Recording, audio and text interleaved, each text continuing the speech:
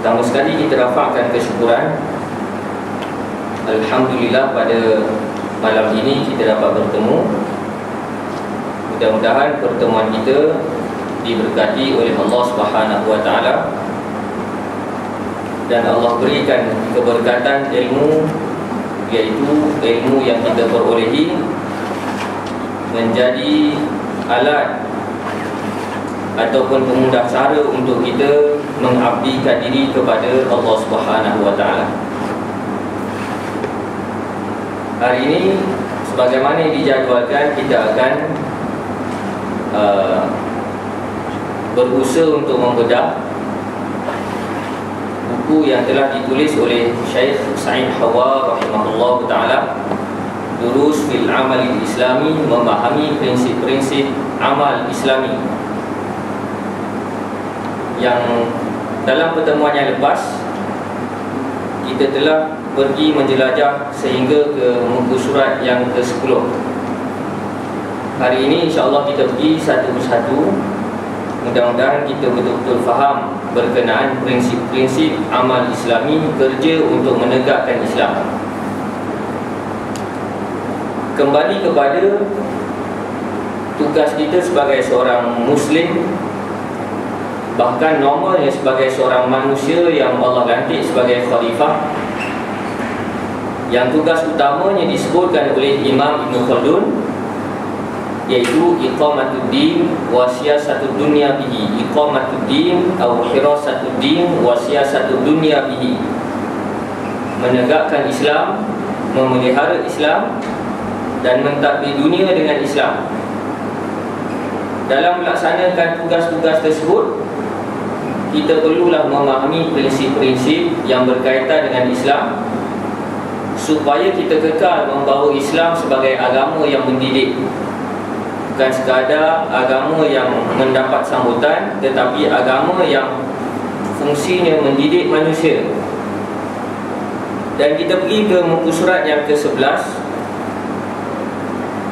Di samping keperluan dan tuntutan kiadah dengan kemampuan-kemampuan yang disebutkan tadi, ianya juga mesti mempunyai kemampuan untuk memahami perubahan suasana yang silih bertukar dari semasa ke semasa, supaya ianya dapat meminda sikapnya terhadap tuntutan keadaan serta meminda perencanaan dan penguasaian,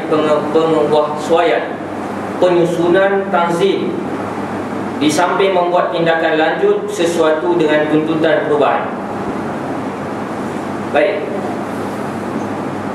dalam perenggan ini, poin yang utama iaitu memahami perubahan suasana yang silih bertukar dari semasa ke semasa. Perubahan. Dari sudut bahasa manusia itu sendiri, manusia cukup positif apabila mendengar perubahan, kempen-kempen perubahan ataupun ajakan untuk berubah, sama ada orang Islam ataupun orang kafir ataupun etis, masing-masing menginginkan perubahan. Tetapi perubahan yang dimaksudkan oleh Islam iaitu perubahan daripada jahat kepada baik, daripada baik kepada menjadi baik, menjadi yang terbaik. Dan perubahan yang dimaksudkan adalah meruntuhkan kejahilan dan membina iman, bukan meruntuhkan kejahilan kemudian membina kejahilan yang kedua di atas kejahilan yang telah diruntuhkan tadi. Inilah yang disebutkan sebagai satu konsep dalam gerakan Islam sebagai inqilabiyah, meruntuhkan kejahilan dan membina iman, kebenaran di atas runtuhan kejahilan tadi, bukan meruntuhkan kejahilan kemudian membina kejahilan yang kedua, meruntuhkan kekufuran kemudian membina kekufuran yang kedua. Itu bukan konsep yang betul di dalam Islam, perubahan yang betul di dalam Islam. Tetapi perubahan yang betul adalah daripada kufur kepada iman, daripada jahil kepada iman. Sebab itu Allah Subhanahu wa taala mengingatkan kepada kita berkenaan slogan-slogan perubahan. Slogan-slogan perubahan yang boleh jadi slogan itu tujuannya untuk menyesatkan ataupun merosakkan umat Islam. Antaranya di awal suratul Baqarah, dalam Allah menceritakan kriteria golongan-golongan yang munafikin, Allah sebut wa idza qila lahum la tufsidu fil ardi qalu innama nahnu muslihun ala innahum humul mufsidun walakin la yash'urun. Wa idza qila lahum la tufsidu fil ardi qalu innama nahnu muslihun.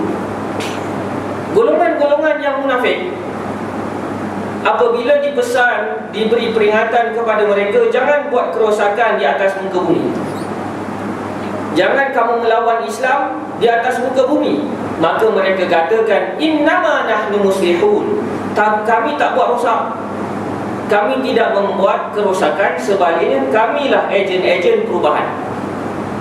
Sebaliknya kamilah ejen-ejen perubahan, kamilah golongan-golongan reformis.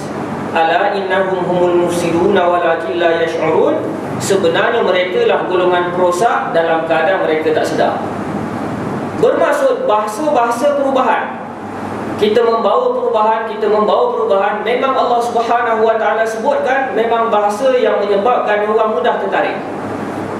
Asalkan bila kita dengar orang kata kita nak buat perubahan, perkataan perubahan itu sendiri boleh menarik perhatian orang, kerana perkataan perubahan sangat-sangat positif dalam minda fitrah manusia. Tetapi perlu kita faham bahawasanya perubahan yang dituntut oleh Islam adalah perubahan meruntuhkan kejahilan dan membina iman. Sebab itu dalam Islam kena ada kerja al-hadm wal bina, kena ada kerja meruntuhkan dan kena ada kerja yang membina. Bukan bina gitu je, kena runtuh. Sekiranya ada kesesatan, kekeliruan ataupun penyelewengan, kena runtuhkan benda tu, kena runtuhkan. Sebab daripada runtuhan itulah baru boleh dibina Islam, dibina iman. Ada pun kefahaman yang kebanyakan yang orang duk pasarkan sekarang ni, iaitu jangan meruntuhkan, cukup kita membina tanpa meruntuh. Tanpa meruntuh, habislah bercampur antara kebenaran dan kebatilan. Jadi kita kena ada tugas meruntuh dan kita kena ada tugas membina. Kena ada dua-dua. Jangan kita ambil salah satu. Sebagai contoh, kerjanya nak runtuhkan je, tak boleh juga. Nak runtuhkan je, tak boleh. Dia kena ada runtuh kemudian bina. Ataupun nak bina je tanpa runtuh, tak boleh. Dia kena ada meruntuhkan. Bila dah diranapkan segala kekeliruan, barulah boleh dibina iman. Itu yang dilaksanakan oleh Nabi SAW apabila meruntuhkan jahiliyah di Makkah. Perubahan suasana yang silih bertukar dari semasa ke semasa. Bermaksud abna'ul harakah, anak-anak gerakan Islam mesti memahami realiti, mesti hidup di alam realiti, bukan hidup di alam fantasi ataupun di alam teori, tetapi wajib hidup di alam realiti. Ini antaranya ayat Al-Quran yang kita baca setiap kali kempen membaca Iqra. Surah Al-Alaq, Iqra, bacalah. Iqra bismi rabbikal ladzi khalaq, bacalah dengan nama Tuhanmu yang menciptakan. Merujuk kepada peristiwa Nabi SAW menerima wahyu yang pertama. Maka di sini dibahaskan, antaranya saya pernah baca dalam tafsir Syekh Abdullah Azhar, tafsirnya fi zilali surah Taubah, di bawah naungan surah At-Taubah. Kenal tak Syekh Abdullah Azhar, Syahid Syekh Abdullah Azhar, syahid tahun 89, orang Palestin, kemudian berjihad di Afghanistan, syahid di sempadan, dan dikebumikan diuruskan di Peshawar. Tak silap lah, dia meninggal syahid tahun 89. Dia tulis satu kitab Fi Zilali Surah Taubah, tafsir menafsirkan surah At-Taubah. Kalau kita baca tafsir tu, Kalau tak faham bahasa senjata, kita tak faham. Dalam tafsir tu dia masukkan sekali Kalashnikov, Druganov, BTR, BMP. Nama kita kebal, nama senapang dia masuk dalam tafsir surah Taubah. Dua jilid. Yang saya dapat tafsir itu pun daripada tafsir buku almarhum Ustaz Farino masa nak renovate Wisdom. Ada sahabat pinjam, saya pun pinjam untuk stay. Antaranya disebut bahawasanya bacaan Iqra, membaca di sini bukan sekadar membaca buku. Sedangkan realiti Nabi SAW, Nabi tidak mampu membaca. Walaupun terdapat perbezaan pandangan di kalangan para ulama, betul ke Nabi ini buta huruf? Ada pandangan yang mengatakan memang Nabi buta huruf, tak mampu membaca. Ada yang kata Nabi boleh membaca tapi tak berapa elok. Ada yang kata Nabi boleh membaca tapi tak berapa erti menulis. Ada beberapa pandangan. Tetapi majoriti dan masyhur yang pandangan mengatakan bahawasanya Nabi SAW tidak mampu membaca dan menulis. Bagaimana Allah SWT memerintahkan kepada Nabi satu arahan yang Nabi tak mampu buat, iaitu Iqra, bacalah dengan nama Tuhan. Secara literalnya, baca bermaksud baca buku.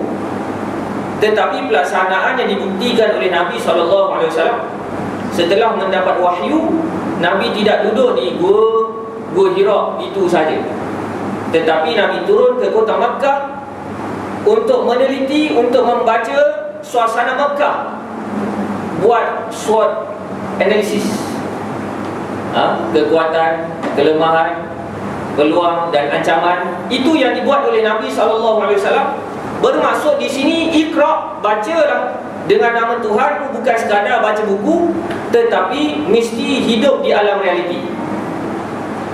Maka dibahagikan pembacaan di dalam Islam, iaitu baca ilmu manzur dan baca ilmu mastur.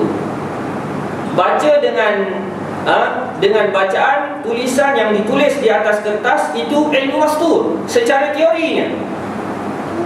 Adapun ilmu manzur yang dilihat, yang diamati, yang diambil daripada pengalaman, itu merupakan ilmu yang cukup besar, diperuntukkan oleh Allah SWT kepada setiap yang mewarisi kerja-kerja Nabi SAW, iaitu mengetahui realiti, faham realiti.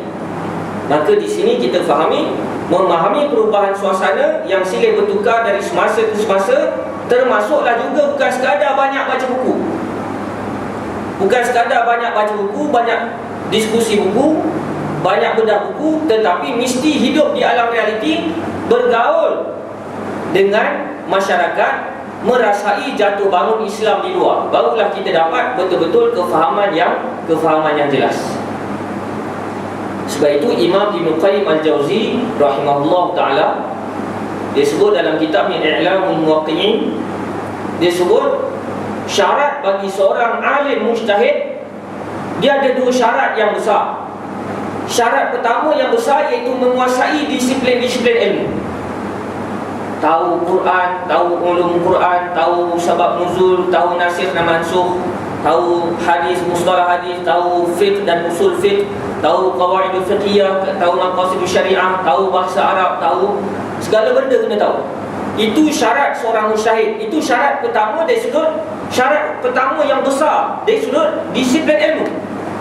Tetapi syarat kedua yang cukup besar, yang banyak orang tak ambil perhatian, iaitu mestilah orang yang mahu berijtihad itu hidup di alam realiti bersama-sama dengan masyarakat. Barulah dia betul-betul layak berijtihad, mengeluarkan hukum, menyelesaikan masalah masyarakat.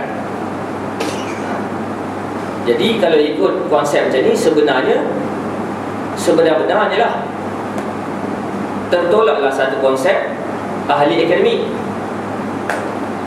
Sebab apa? Dalam Islam, bila kita ada ilmu, kita kena membumikan ilmu itu di luar, di alam realiti. Adapun konsep ahli akademik, bila dia banyak ilmu, dia bertapa di alam akademik. Kemudian dia mengeluarkan pandangan dan dan penyelesaian, sedangkan dia tidak hidup di alam realiti. Maka di sini sebagai ahli gerakan Islam, kita mesti faham bahawasanya kita bukan sekadar perlunya ilmu mastur yang ditulis secara teori, tetapi mestilah kita fahami secara praktikal, iaitu dibumikan di alam realiti. Iaitu antara satu hadis Nabi SAW, Nabi sebut al-mu'minul ladzi yukhalitun nas wa yasbiru ala adahum khairun minal mu'minil ladzi la yukhalitun nas wa la yasbiru ala adahum. Nabi sebut orang-orang yang beriman, yang bergaul dengan masyarakat dan bersabar dengan masyarakat, jauh lebih mulia di sisi Allah berbanding orang-orang beriman yang tidak bergaul dengan masyarakat dan tidak bersabar dengan masyarakat. Bermaksud bila kita dah ngaji ni, kita kena duduk sama-sama dengan masyarakat, turun. Jangan kita mendewakan diri kita seolah-olah bila dah belajar agama ni, kita anggap kita lah gerangan sang mujtahid yang dinanti-nantikan oleh umat. Habis bila kita muncul, bila Islam menang, kita muncul. Sebab apa? Bila Islam menang, negara Islam memerlukan ulama mujtahid yang hebat. Habis waktu tak menang tak payah kita tuntut ilmu banyak. Ini satu talbis iblis, mainan iblis yang menyebabkan kita lari daripada tanggungjawab amal Islami.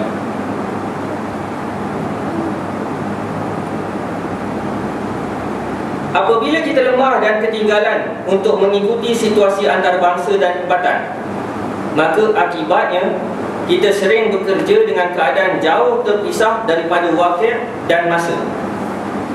Sahabat boleh kita pergi slow-slow macam ni? Ke nak cepat habis?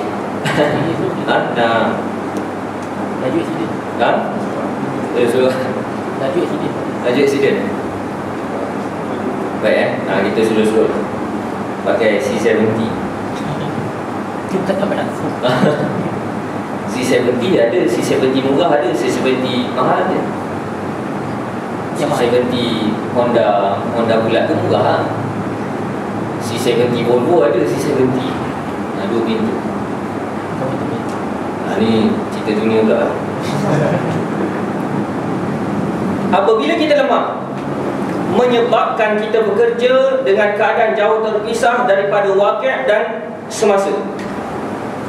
Sebab itu antara Allah ajar pada kita terlibat dengan realiti semasa, supaya kita dapat menganalisa, kita dapat mengenal pasti apakah punca sebenar kerosakan ataupun kebobrokan yang berlaku pada zaman kita. Kita nak tahu punca ni bukan sekadar kita kena duduk library, kemudian duduk dalam pejabat, kita fikir seorang, tak. Kita kena merasai bahana yang ada di luar. Itu antara yang Allah Subhanahu Wa Taala sebutkan dalam Quran. Wa qatiluhum hatta la takuna fitnah wa yakuna ad-dinu lillah. Perangilah mereka sehinggalah tidak ada fitnah. Perangilah golongan-golongan yang lawan Islam sehinggalah tidak ada fitnah, dan sehinggalah Islam itu dijadikan cara hidup itu segalanya menyerah ataupun merujuk kepada Islam. Maka antara tugas kita sebagai abnaul harakah bukan sekadar buat kerja, tetapi buat kerja dengan cara yang cukup efektif. Macam mana efektif? Iaitu kita kena tahu masyarakat kita rosak sebab apa. Bila kita tahu benda ni lah, barulah kita dapat pastikan apakah laras perjuangan ataupun medium perjuangan yang kita perlu pilih. Medium jihad apa yang kita perlu pilih. Kat Malaysia sebagai contoh, negara kita rosak sebab apa?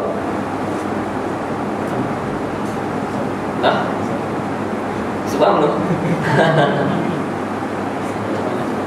Sebab jenayah. Okey, jenayah berlaku sebab apa? Sebab kalau bila kita dah dapat jawapan ni, barulah kita dapat jawapan yang pasti jihad apa yang perlu kita pilih. Lepas tu ada orang tanya, kenapa kat Malaysia kita tak sesuai berperang, tak sesuai pakai senapan, pakai senjata, kenapa? Kenapa kat Malaysia kita tak sesuai jihad apa lagi? Kenapa PAS mengambil jalan jihad politik? Kategori jihad moden iaitu jihad politik. Kenapa?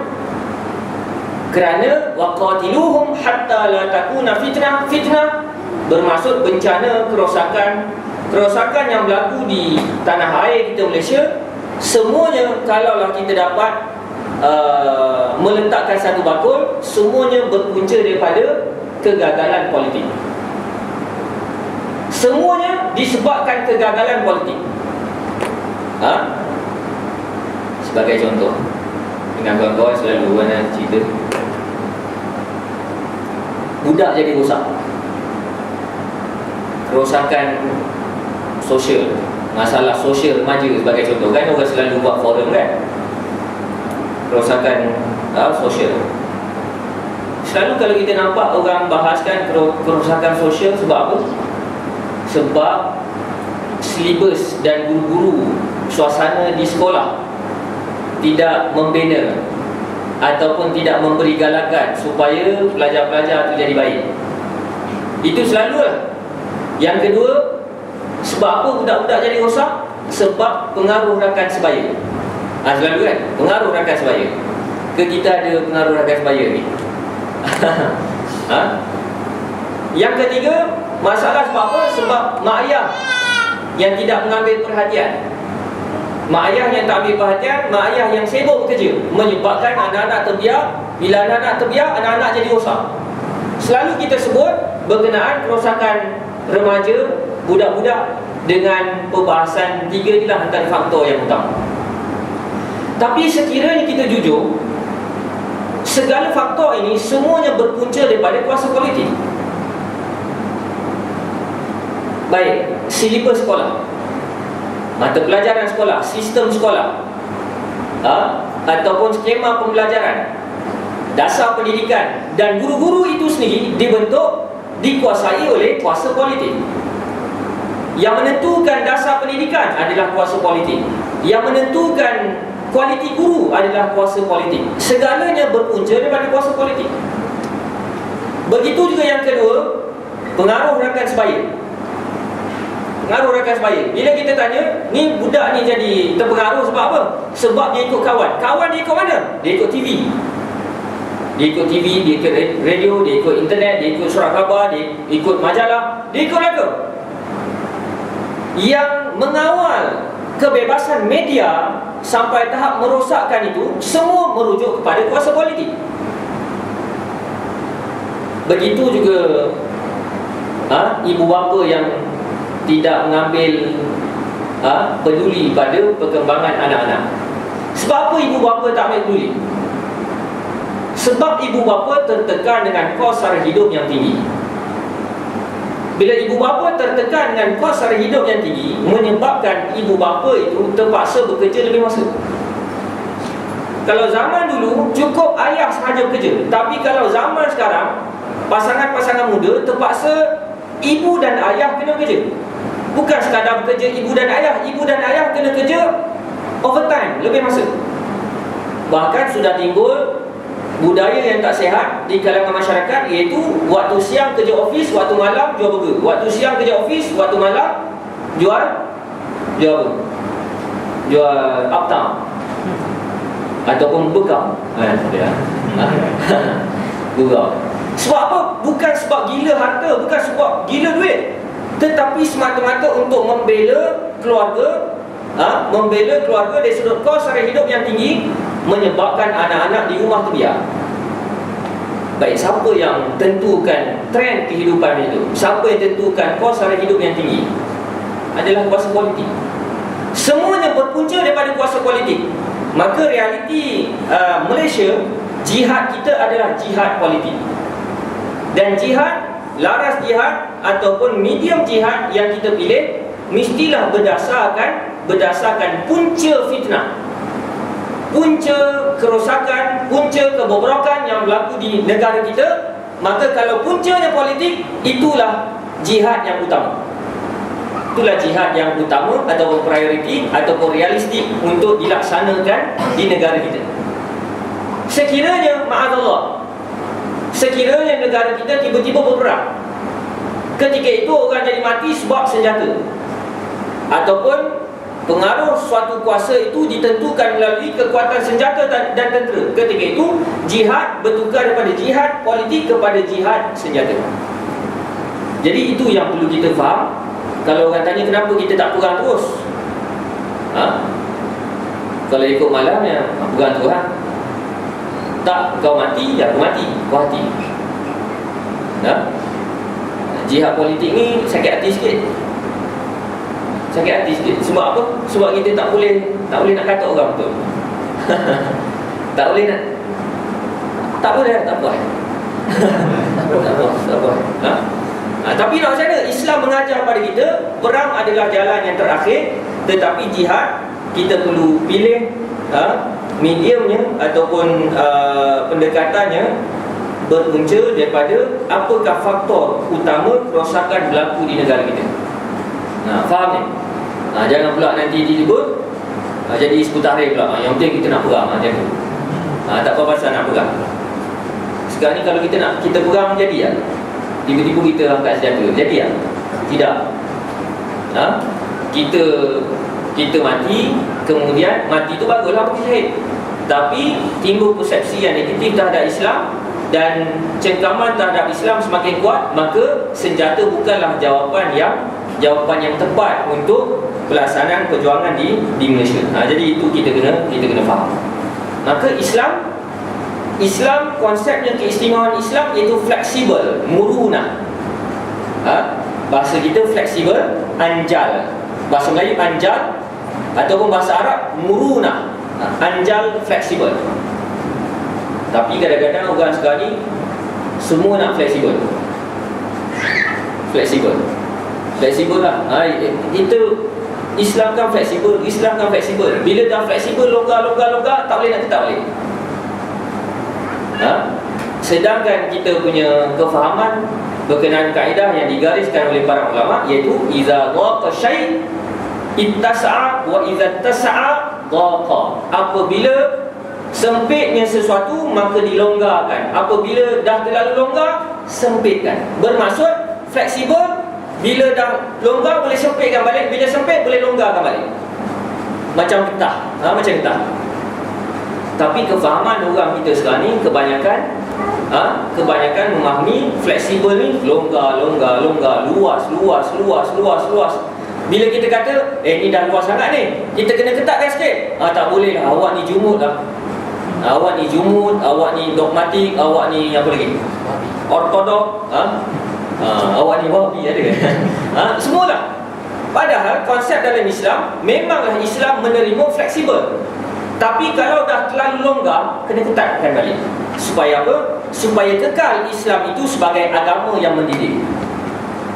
Kalau longgar, macam mana Islam nak didik manusia? Kalau longgar tak payah longgar.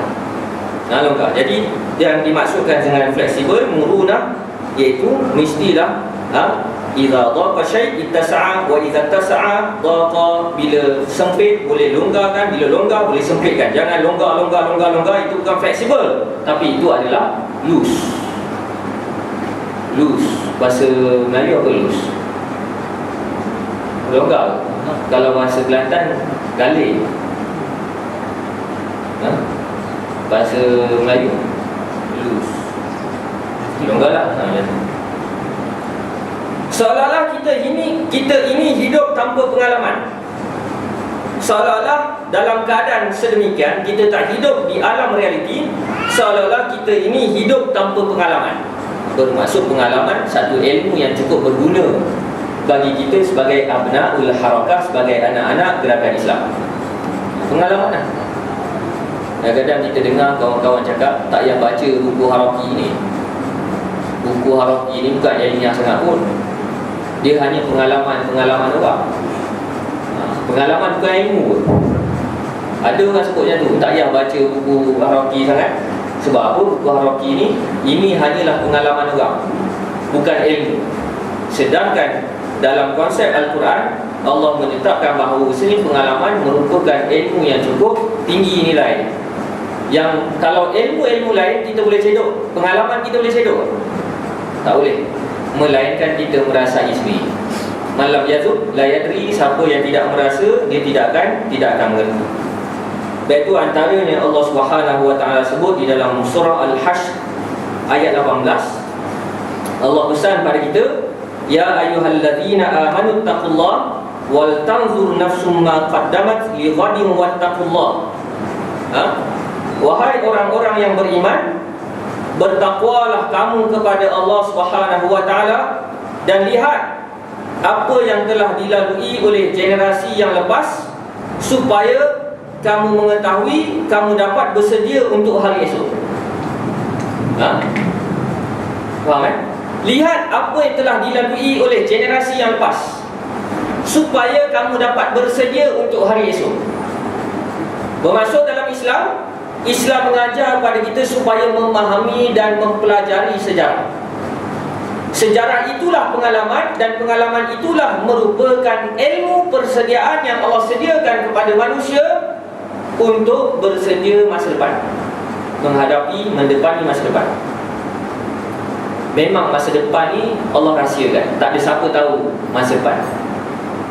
Baik malaikat, nabi, rasul, manusia, binatang, syaitan, iblis, jin, semua tak tahu masa depan. Masa depan hanyalah rahsia Allah Subhanahu wa taala. Tapi dalam keadaan Allah merahsiakan masa depan, Allah membekalkan kepada kita satu ilmu yang penting untuk membaca masa depan, iaitu ilmu sejarah. Ilmu sejarah ni kita boleh sebut sebagai sifir kehidupan. Kalau aku buat A, apa yang akan jadi? Kalau aku buat B, apa yang akan jadi? Kalau aku buat C, apa yang akan jadi? Semua itu telah pun dieksperimenkan oleh generasi yang lepas. Semua itu. Jadi rugi kalau kita sebagai abna'ul harakah, kita tak berapa rajin nak membaca sejarah, tidak berapa rajin untuk meneladani sejarah. Rugi. Sebab sejarah ni Allah sebut, wa tilkal ayyam nudawiluha bainan nas. Itulah hari yang bersilih ganti, Allah gantikan manusia. Bermaksud sejarah akan berulang. Al-Quran kata sejarah akan berulang, sejarah akan berulang. Bermaksud tentang masa depan dan tentang percubaan, eksperimen-eksperimen, semua telah pun dilaksanakan oleh generasi yang terdahulu. Tinggal lagi kita nak buat, kita nak ambil tahu ataupun tak nak ambil tahu. Bahkan dalam Quran ada orang yang mengkaji Al-Quran menyebutkan 1/6 daripada bahagian Al-Quran merupakan fakta-fakta sejarah. Bermaksud sejarah penting. Kan Allah sebut kama kutiba alal ladzina min qablikum, sebagaimana yang diperintahkan oleh generasi yang lepas. Qablikum, min qabl. Semua Allah sebut yang lepas itu merupakan arahan daripada Allah untuk kita memahami sejarah. Jadi sejarah ni memanglah kita kena minat lah. Kena minat. Kalau tak minat pun kena minat juga. Cuma masa sekolah ni jadi tak berapa seronok nak baca sejarah. Sebab apa? Sejarah bohong. Cuma yang bila kita dah besar sikit ni, kita kena banyak baca sejarah dengan sumber-sumber yang betul. Baca sejarah kejatuhan Islam. Jangan baca sejarah yang biasa, sejarah kebangkitan Islam. Jangan baca itu saja. Tapi kita kena baca berkenaan sejarah kejatuhan Islam. Sebab zaman kita adalah zaman Islam jatuh. Dan boleh jadi zaman kita, zaman Islam jatuh dan dalam proses untuk bangkit. Tak silap. Saya dah beritahu ke belum? Kempen untuk membaca sejarah yang setakat ni saya rasa sejarah yang paling rapat dalam realiti kita sekarang adalah sejarah kejatuhan Abbasiyah. Sejarah kejatuhan Abbasiyah. Kalau kita bandingkan, memang sebiji seperti mana yang berlaku sekarang. Sejarah kejatuhan Abbasiyah berkaitan dengan sejarah serangan tentera Mongol Tatar ke atas Islam. Kalau sahabat nak memilih sejarah sebagai kajian untuk manfaat kita semua dalam tempoh terdekat, saya kira yang paling rapat dengan realiti kita sekarang adalah sejarah kejatuhan Abbasiyah melalui serangan Mongol, serangan Tatar.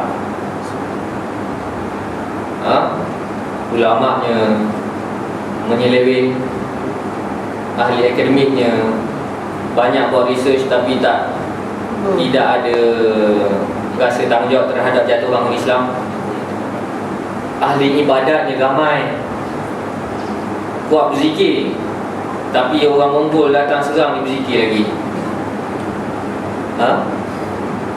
Pemerintah ataupun sultan bodoh gila, bodoh batu pentingkan diri sendiri. Rakyat jadi penakut gila.